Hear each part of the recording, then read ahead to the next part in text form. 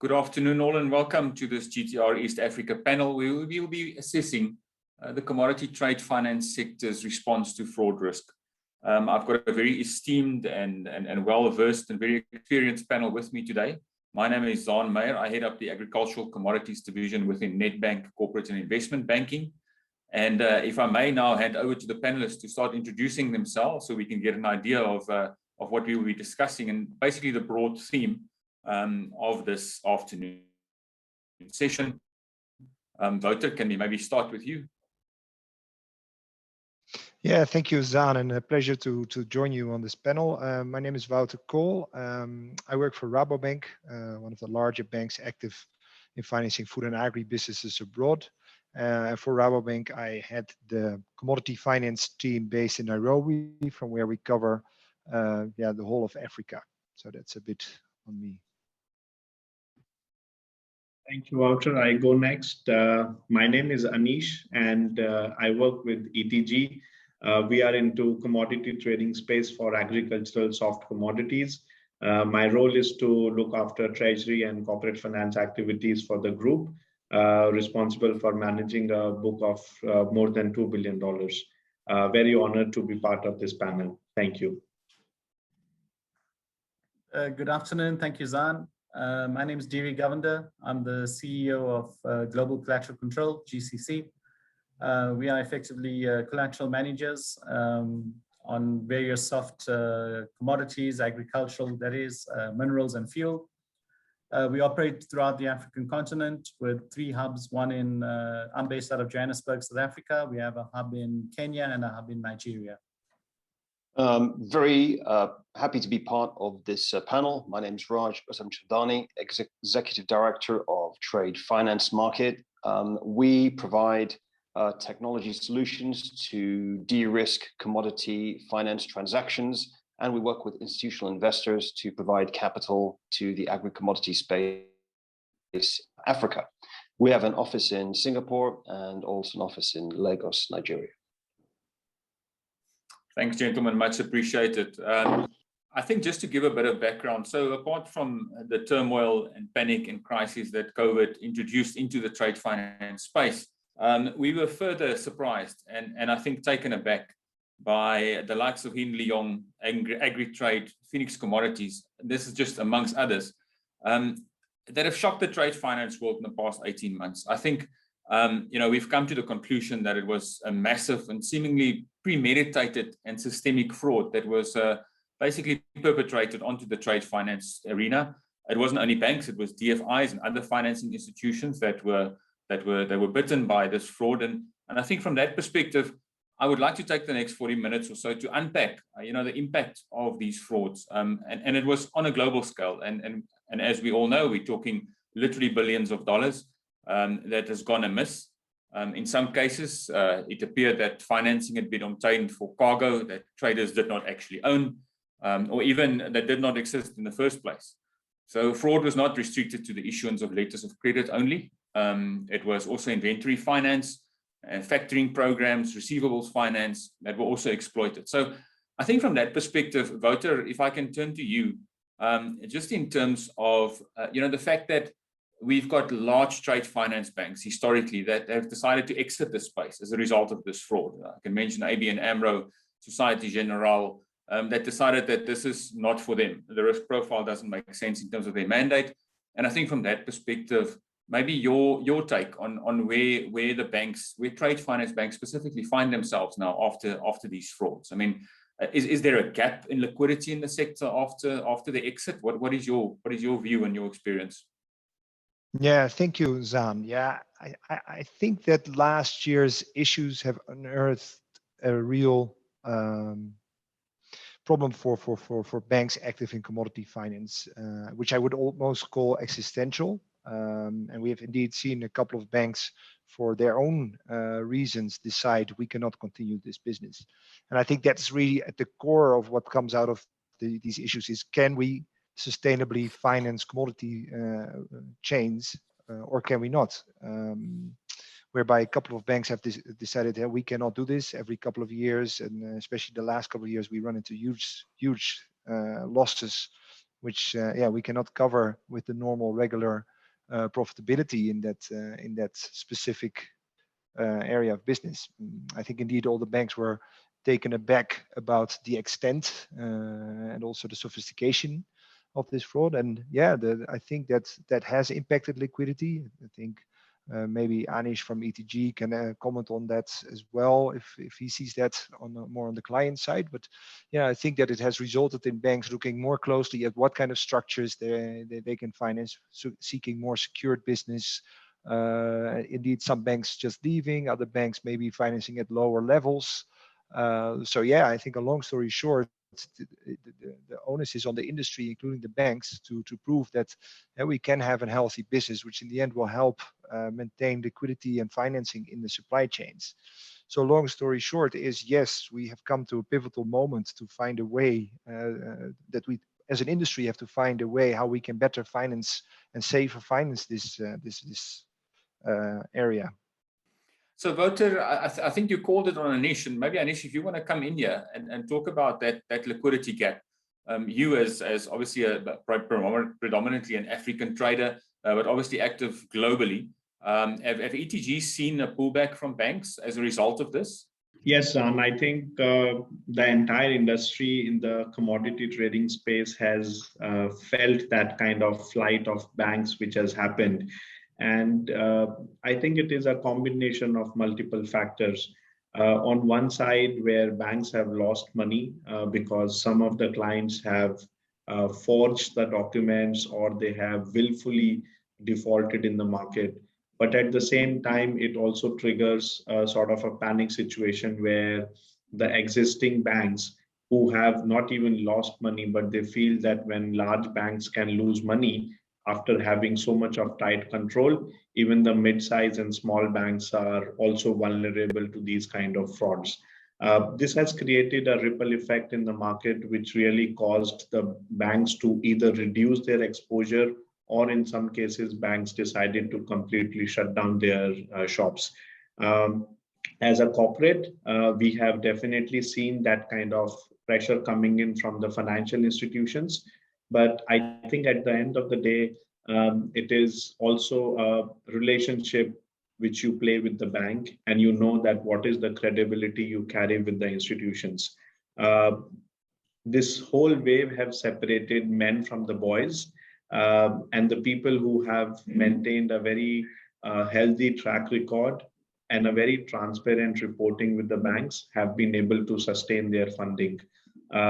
Net to net, I would say a majority portion of the traders who are especially the unorganized sector, they have definitely been impacted severely because of this change in liquidity position. Yeah, Anish, thank you for that. Certainly a worrying occurrence. Wouter, Anish mentioned relationships, obviously critical in the banking sector. And this is how we, I think, historically based our banking model. It was a relationship-based model, and then we would assess the risk and then maybe add tweaks and controls and compliance and risk mitigants around this, based obviously on the balance sheet of the client and obviously the nature and the tenor of the relationship. Now, we've seen that relationship banking in these cases that we mentioned in my opening statement is not necessarily the perfect model. Have you seen a change in banks' models in terms of approaching clients? Because certainly we cannot now start and managing every single aspect of every transaction on behalf of our clients. What is the midway? Where do we actually go now after what we've lived through last year? No, I think relationships still remains key. In the end, we are driven also by KYC, which means know your customer. So the customer will remain central in our client approach, meaning our CDD, KYC processes of clients, but also maintaining a close relationship, visiting sites, visiting offices of clients, really knowing, trying to know your client. What I think will change a little bit in there, or is changing, is that we will even put more effort on really understanding how is a client generating its profits. This to better understand, is there a motivation for fraud? Is there something not right? And I think what Anish also said, that's where transparency really helps.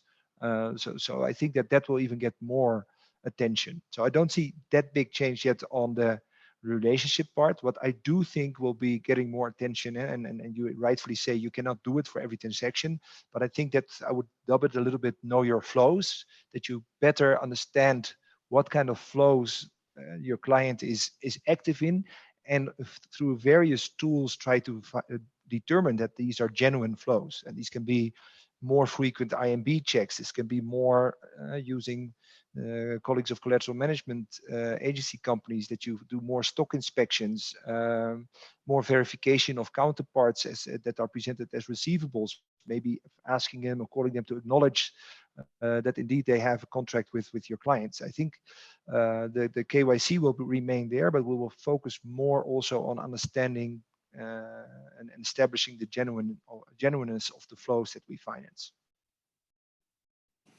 Yes, I think generally what banks have done is after this, they've gone into an in-depth portfolio review and making sure that that relationship is crucial and it is still there. Yeah.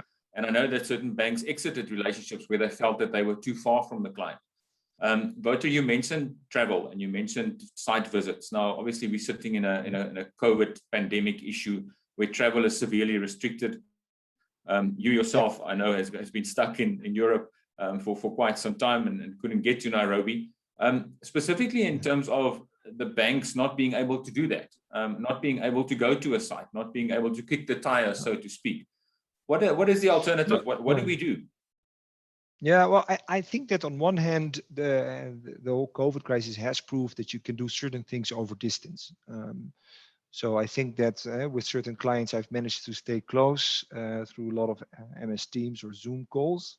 But yeah, I also am a more stronger believer than ever that at least a couple of times a year you need to have face-to-face contact. There's a big difference between face-to-face contact and contact over these kind of medium.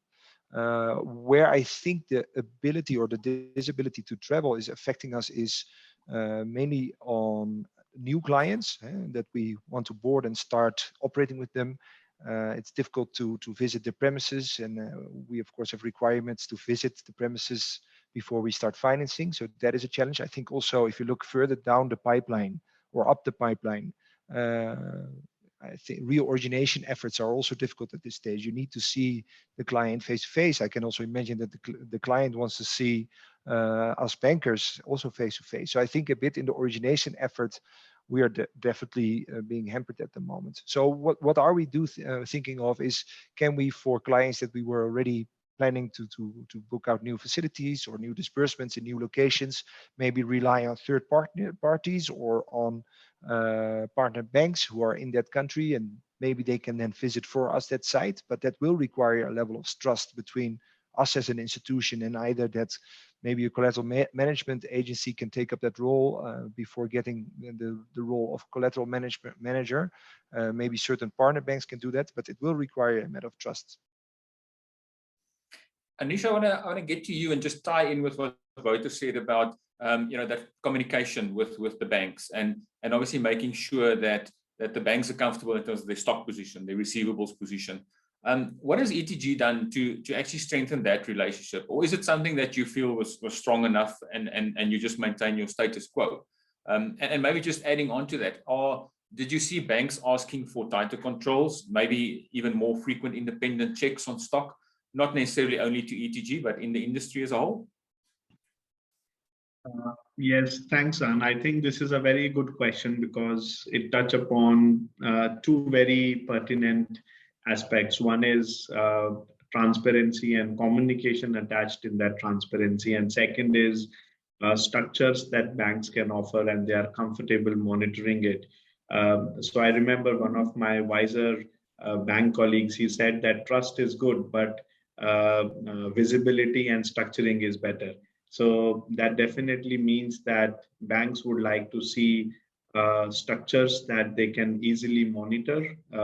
And secondly, they would like to have either their own employees who can do site visits, as Wouter mentioned, or rely on third parties who can act as eyes and ears of the bank. So firstly, let me touch upon the communication side. It has been a very challenging task last year because we maintained relationship with more than 40 banks globally. And we have seen across all these banks that one fine day, the bank will come and they will start asking you 200 questions, ranging from liquidity to risk to banking lines to trading profits. But what we have done, respecting the questions that are coming from most these banks, and coincidentally 90% of the questions are generic because everyone would like to understand the same sort of parameters. So we have created a profile of the organization that addresses most part of these questions, and whenever the bank come and they would like to know more, we share that standard pitch, which is sort of an info memo. And then if there are any questions as follow-up, we address it. In addition to the financial and risk-related information, we have also created quarterly COVID packs. When we say COVID packs, basically this talks about how we are ensuring that our business runs during the time of COVID. So we have prepared heat maps, which talks about each and every business which we operate, and it talks that how we are managing that situation in those specific quarters when logistics are broken, procurements are not working, how banking is working, and giving a very clear and transparent view to our banking partners so that in one page heat map, they can see that what is working and what is struck. So this way, it has really helped us to maintain a proactive communication in a transparent manner with banks. Moving on to the second part of your question regarding the structures and collateral, definitely it has increased quite a bit. It depends from client to client, but I have seen generally in the industry, especially for small and medium enterprises, banks have completely moved away from clean funding model, and they have started asking more collateralized structure where they can easily liquidate in case of any defaults. In many cases, the requirement of service providers such as GCC, and I'm sure Dhiri is happy about it because the requirements of collateral managers have increased. But at the same time, even documentary credit has become a little more difficult because we have seen in the past that even some of the well-established players who have defaulted last year, they have done frauds by using documentary credit of funding. So even in those cases, banks are deploying additional checks and balances to ensure that whether they are doing receivable financing or BL financing, there is always an additional layer of check which is involved to ensure that there is no fraud involved here. Thank you. Thanks, Anish. Dhiri, you must be smiling. Business must be good, yeah? So maybe just from your side, I mean, have you seen this? Are you guys experiencing that banks are changing tack? Normally, collateral managers are used to perfect a pledge. It's a Basel III requirement. It aids in pricing. But I think the focus has shifted slightly, and it's now more about, actually physically checking. Anish mentioned, that trust is good, but a structure is better. And that's where guys like you as collateral managers come in. Maybe your views? Yes, thanks, Zan. I think most certainly. And I think as Anish has correctly pointed out, the effect has been seen more on the small to medium enterprises rather than the larger enterprises that maintain a different level of security. If I could say that with the bank, it's not just the underlying commodities. In that respect, we're seeing a lot more owners going to full-time collateral management again, rather than the borrowing-based facilities or just open lending.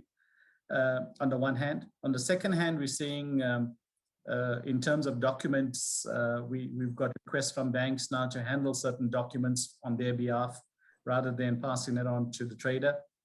We had done that in the past, and I see that obligation is now coming back onto us. An example of that is possibly us receiving and conveying the bills of lading, for example, to the clearing forwarding agents, rather than that going into the trader's hands. So, Dhiri, yes, that is now in true sense collateral management, and that's where a contract is signed. Maybe just on the fact that banks can't travel. I mean, we know we have a relationship profile, and we talked about that, and Wouter made it very clear that that's not going to go away.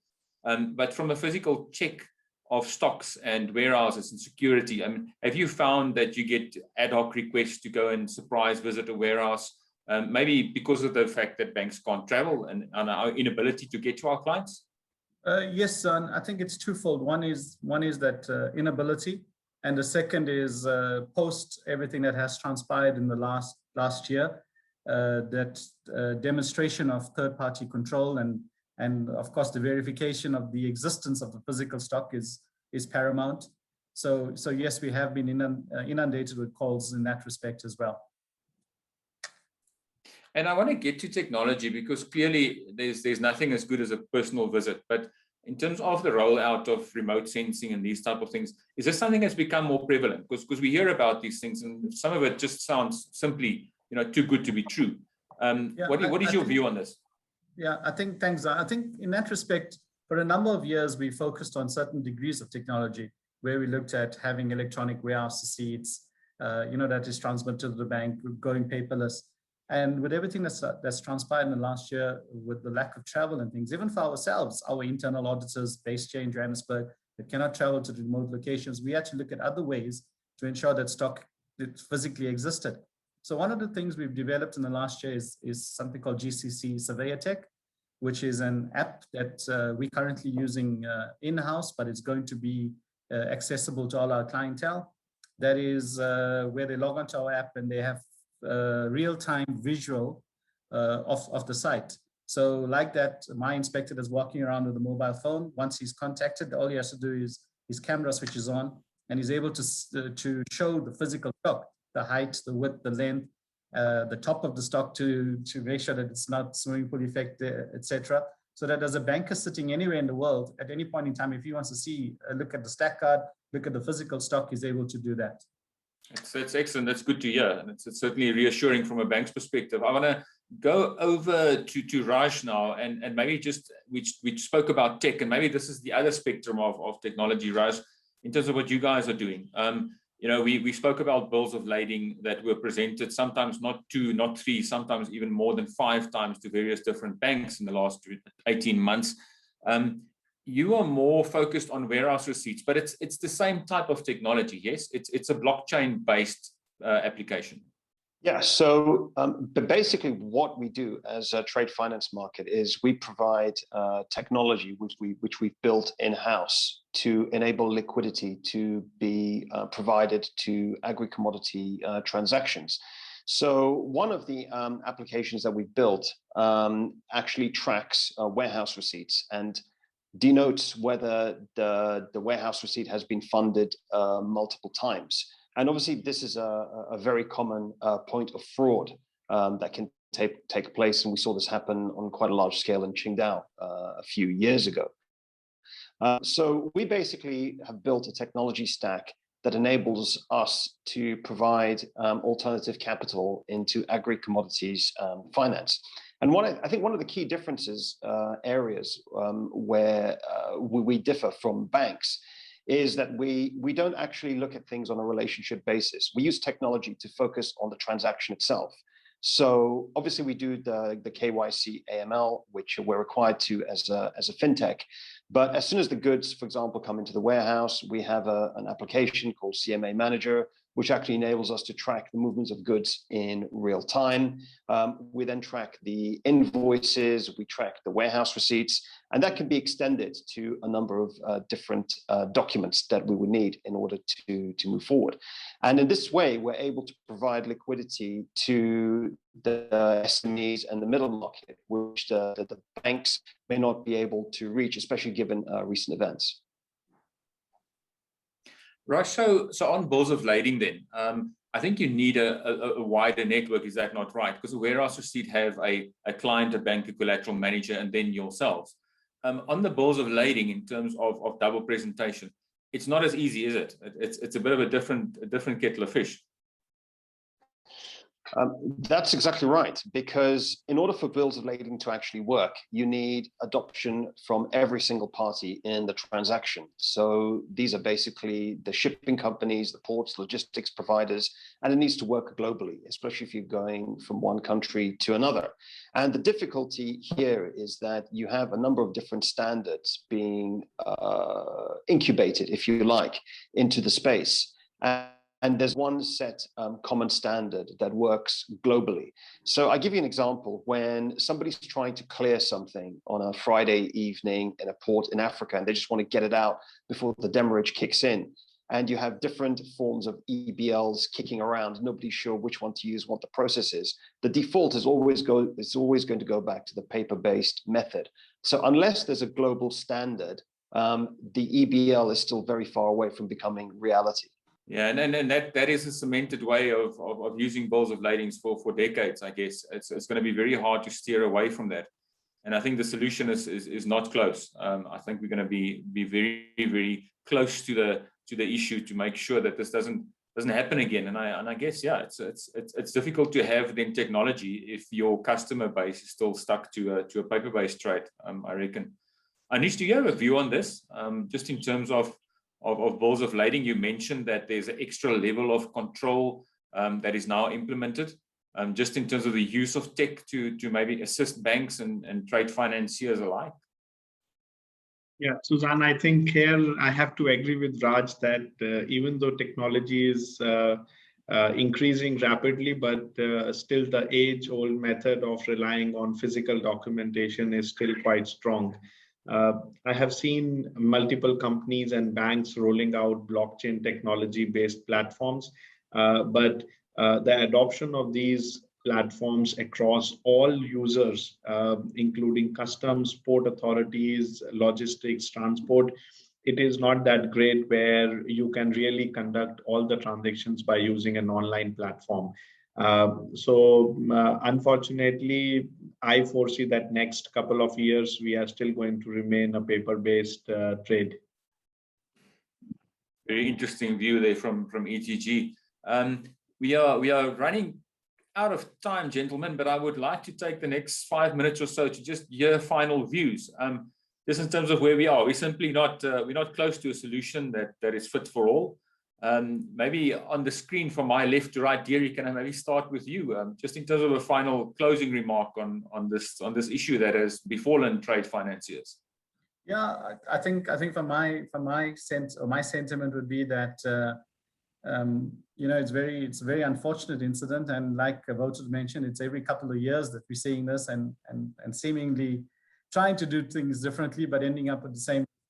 So at some point, from a collateral management perspective, it does not bode well for our sector or for the general trade finance sector on the whole. So hopefully we're able to plug this gap and hopefully use a certain kind of technology and more control to prevent these kind of occurrences in the future. Yeah, Wouter, I think the bank's got a bit of a wake-up call, all of us, you know, in the past 18 months. Maybe your views on, do you think we became complacent? Do you think we just became too relaxed about this whole issue? I would not per se say that, because I think, like Deary said, there had been a couple of other cases as well. I do think a lot is asked of various players in value chains in commodity finance, including banks. So do they have the sheer capability to monitor every single flow? Yeah, so there are challenges there, but could we have done things better? Yeah, I think we have learned what kind of schemes are implemented, how fraudsters have acted. And yeah, I would like to close with the remark that it is absolutely key that we get this right, because in the end, it impacts all our clients, right? Without proper good financing in value chains, products become more expensive, operation becomes more burdensome, and we see with the recent spike in commodity prices that a lot of liquidity is needed in the market to ensure that at the most attractive prices commodities reach the different markets in the world. So I think if I would like to end with a call for action to do this all together, clients, banks, collateral management agents, so that we make sure that we keep a healthy business in the long term. Thanks, Wouter. Raj, would you agree with that? Just in terms of working all together, also pulling in technology? Yeah, I think that's essential in order for technology to be adopted, because right now we have the stack and we have blockchain technology, which enables multiple parties to cooperate with each other without sharing data directly. So you're still in the bounds of GDPR, privacy, client confidentiality, and so on. So right now, the technology stack exists. All that's missing is for all the stakeholders together and say, this is the standard, we all agree, this is how we're going to use it, and then you gradually start the rollout. So I think that with every new technology, it has to start from somewhere. I mean, the paper bills of lading had to start from somewhere. So we need to now start the process again and gradually start replacing the paper stack with a digital stack. And I think we'll get there, but we do need a change of mindset and adoption by all the stakeholders. Anish, finally, towards the trader in the room, your take on this, and obviously we talked about flight to quality, and the banks seem to have gone to the traders with the balance sheets and the assets on the ground. Maybe a final statement from you. I agree with Raj. We started with paper-based trading some hundreds of years ago, and there has to be a start of technology. And I'm a full advocate of technology, that it certainly enables all the included parties, whether it is lender or a borrower or a related party in a transaction, to have a transparent visibility of the trade, which is the essential part. But at the same time, I also believe that the banks who have maintained strong governance with their clients, they have not been in the wrong side of the curve where they have lost money. So I still strongly believe that having a strong communication and governance with the client certainly helps, because there are always warning signals that you can pick up as a banker.